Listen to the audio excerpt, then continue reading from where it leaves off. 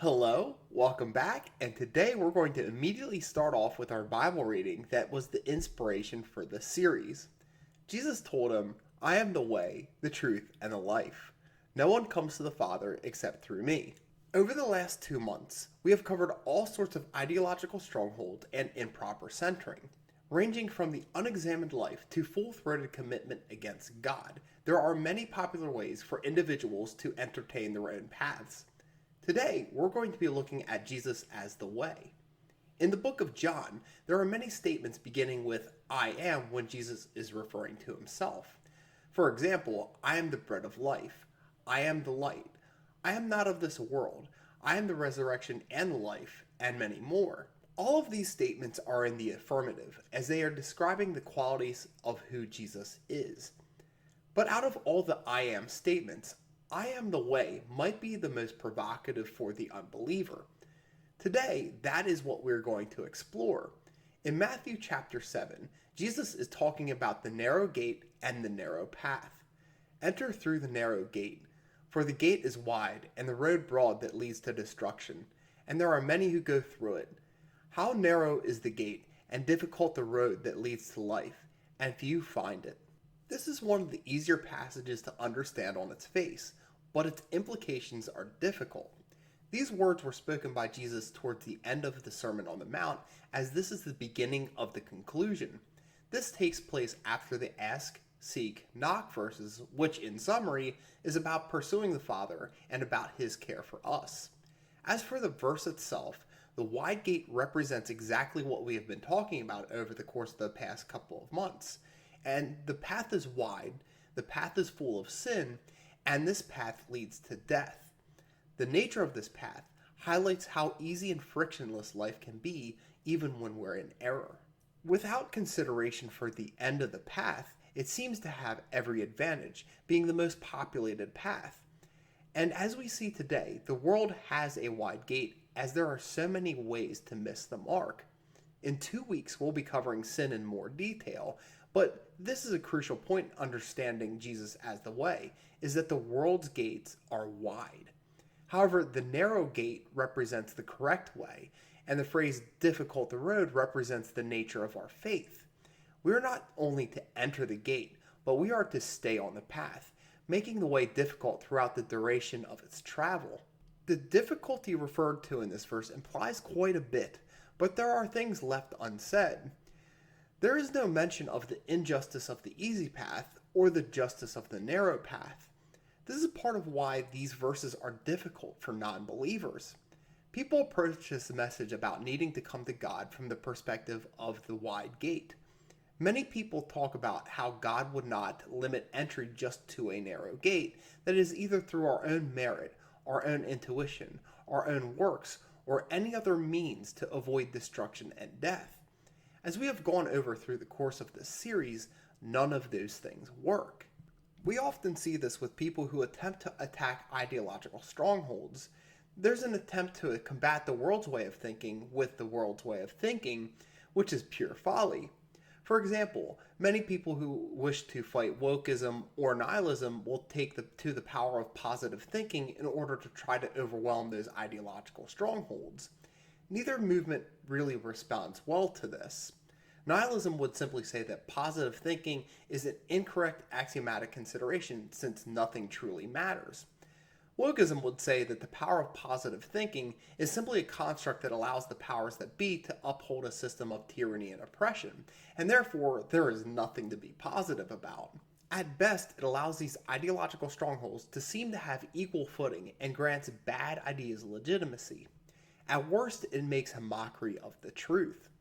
But we see this frequently in our society, people bickering about what the true way is, and it's an attempt to combat the pathway that is seemingly worse than the one that they have adopted, without fully understanding that all pathways taking outside of the narrow gate all lead to destruction. There is a point of commonality among all of the ideological strongholds and all of the movements that we have covered. Every single one of them were permissive in nature, even if some of them were more legalistic in nature, or if they didn't believe what they did mattered. or even some that had a competing faith or New Age religious practice that seemed to be more trouble than it was worth, all of them were permissive in nature, and they allowed them to openly rebel against God's will. While they all had separate aims and all different things that they wanted, they allowed people to construct their own beliefs and to serve the flesh, which is the root cause of these strongholds. We saw this over and over again, the justification for a belief system all to get away from God. Do not love the world or the things in the world. If anyone loves the world, the love of the Father is not in him. For everything in the world, the lust of the flesh, the lust of the eyes, and the pride in one's possessions, is not from the Father, but is from the world. And the world with its lust is passing away, but the one who does the will of God remains forever. Many who become entrenched in these strongholds swear to the pathway that they have taken, even with the destruction that they experience in this life. They cling to the wrong way, as if there was an attempt to fight against reality. They want their way to be correct, and pride blinds them to their own pain experienced by going their own way. This pride means that they look upon the narrow gate and say to themselves that the narrow path is cruel, as they are unwilling to go down that path. Why could they not just walk the path that is comfortable, the path where everyone else is, the path that is simple, and go the way they decide is right? They even decide for themselves what is truly righteous, and then decide that God's way couldn't possibly be loving because they are seemingly excluded from the path and the true way. We have a society now that so strongly favors mercy that they have lost their sense of justice and lost their sense of righteousness. However, this mercy derives from the self and is not reflective of the justice that God desires.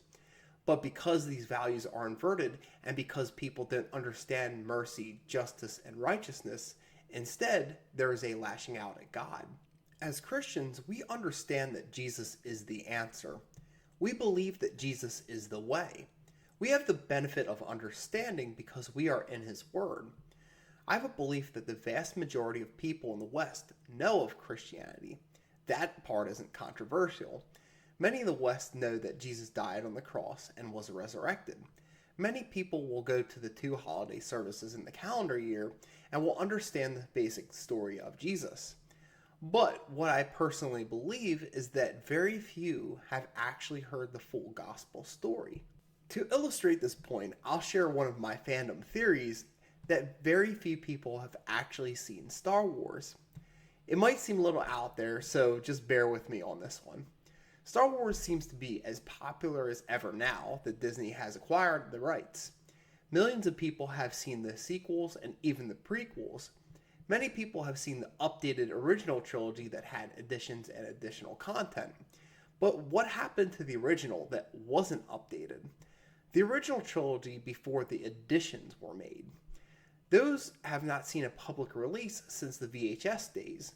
Since then, Star Wars has been popularized again since the sequels, but not many people have actually seen the original trilogy in its true unedited form.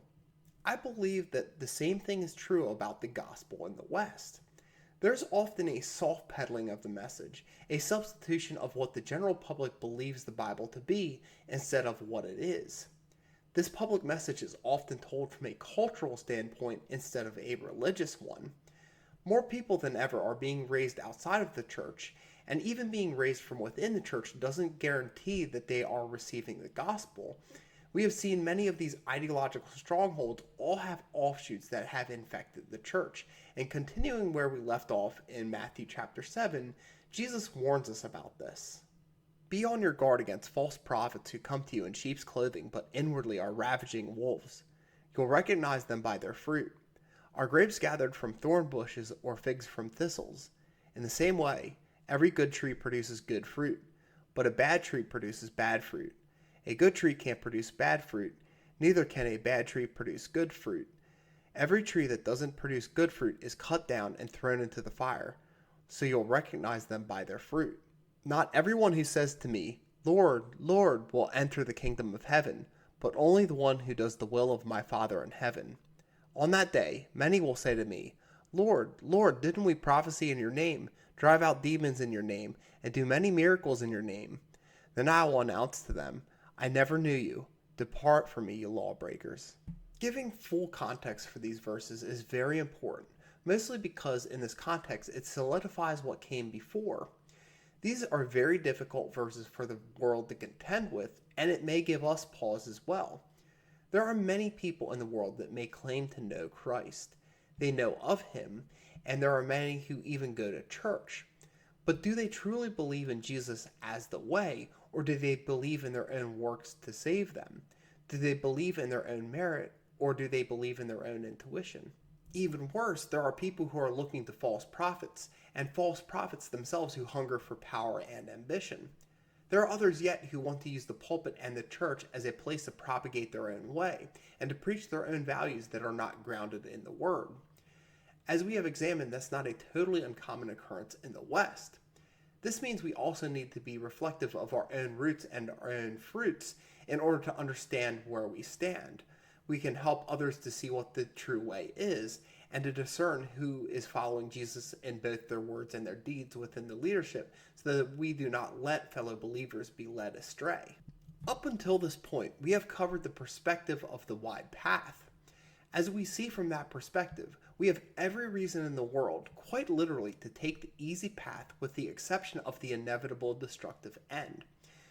But when we look at it from the perspective of the narrow gate, we begin to perceive things how they actually are. We are perceptive to our own fragility, our own depravity, and our own shortcomings.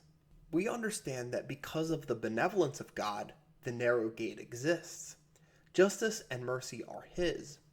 Without Jesus as the way, there is no repentance, no salvation, and no reconciliation.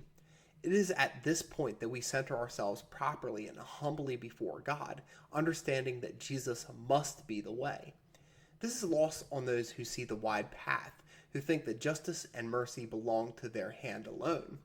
I'll borrow the metaphor that we used from Jude from last week. Have mercy on those who waver. Save others by snatching them from the fire. Have mercy on others but with fear, hating even the garment defiled by the flesh. As I mentioned last week, if we saw somebody on fire, we would attempt to put them out without getting burned ourselves. In our daily lives, we have people that we know that may know of Jesus, but don't know Jesus as the way because they don't see him from that perspective. We see the destruction surrounding us, and people now more than ever feel the burn. We must use caution ourselves not to adopt these same worldviews as to not burn as the world does. They may pridefully stick to their own path, the wide gate, or they may finally perceive that the pathway is outside of themselves, and that we can begin to show others the way to the Father through Jesus. As less and less people know the Bible, there is more opportunity to plant new seeds, more opportunity for evangelism and revival. We must proclaim that Jesus is the way. This is not easy, but as we mentioned before, the narrow gate is the difficult path. We must continue to pray and stay in the Word, being vigilant for false teachers and false prophets, and never losing faith throughout the journey. But I want to emphasize in closing that we are not the ones who are paving the narrow path, as the narrow path has been paved by Jesus himself. For even as we may experience suffering and hardship for what we believe, even if no one else were to follow, even if we were tempted to go off the way, we remember that Jesus suffered first for us. It is through his death on the cross that reconciliation, repentance, and salvation are possible. It is his perfect justice that we are condemned, but it is his perfect mercy and grace that we are saved. When we understand this from the context of the narrow path, we see that no other path is sufficient outside of Jesus. When we decide to place our faith in him, we make a decision to follow him as the way so that we may live. To quote the old hymnal, I have decided to follow Jesus. Though none go with me, I still will follow. The world behind me, the cross before me. No turning back, no turning back. Until next time, God bless and stay salty.